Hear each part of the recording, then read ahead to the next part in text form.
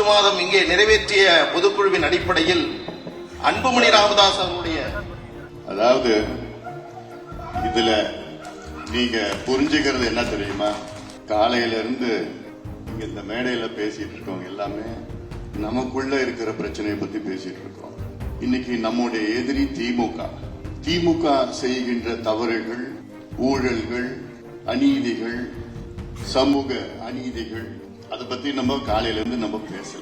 அப்போ எந்த அளவுக்கு திமுக சூழ்ச்சி பண்ணி நமக்குள்ள குழப்பத்தை உண்டாக்கி நமக்குள்ளேயே பேச வச்சிருக்கிறாங்க. பாட்டாளி மக்கள் கட்சியின் தலைவர் மரியாதைக்குரிய மருத்துவர் சின்னையா அவர்கள் தலைமையில் நடைபெறும் இந்த கூட்டத்தில் பங்கேற்றிருக்கக்கூடிய அனைத்து பாட்டாளி சொந்தங்களுக்கும் எனது அன்பான வணக்கத்தினை தெரிவித்துக் கொள்கின்றேன். அருமை பாட்டாளி சொந்தங்களே, ஒரு சிறப்புக்குரிய இந்த அரங்கத்தில் இரண்டாவது வெற்றி விழாவை இன்றைக்கு நாம் கொண்டாடி கொண்டிருக்கின்றோம். சரியாக 4 மாதத்திற்கு முன்பு இதே தினம் ஆகஸ்ட் 9ஆம் தேதி இந்த அரங்கத்தில் பொதுக்குழுவை நாம் ஏற்பாடு செய்தோம்.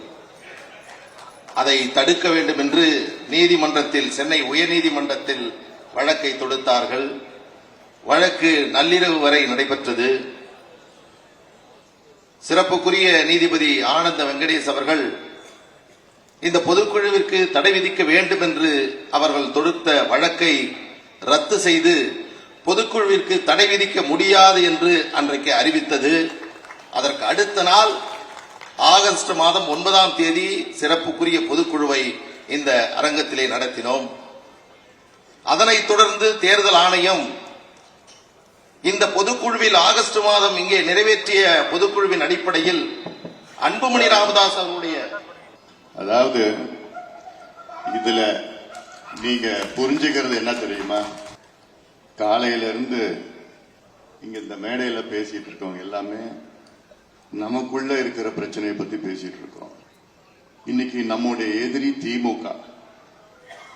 திமுக செய்கின்ற தவறுகள், ஊழல்கள், அநீதிகள், சமூக அநீதிகள், அதை பத்தி நம்ம காலையில இருந்து நம்ம பேசல. அப்போ எந்த அளவுக்கு திமுக சூழ்ச்சி பண்ணி நமக்குள்ள குழப்பத்தை உண்டாக்கி நமக்குள்ளேயே பேச வச்சிருக்கிறாங்க, இதத்தான் நீங்க புரிஞ்சுக்கணும். இதுக்கு ஒட்டுமொத்த காரணம் யாருன்னா இந்த துரோகி திமுக காரணம் தான். அவங்களை எப்படி வீழ்த்தணும்,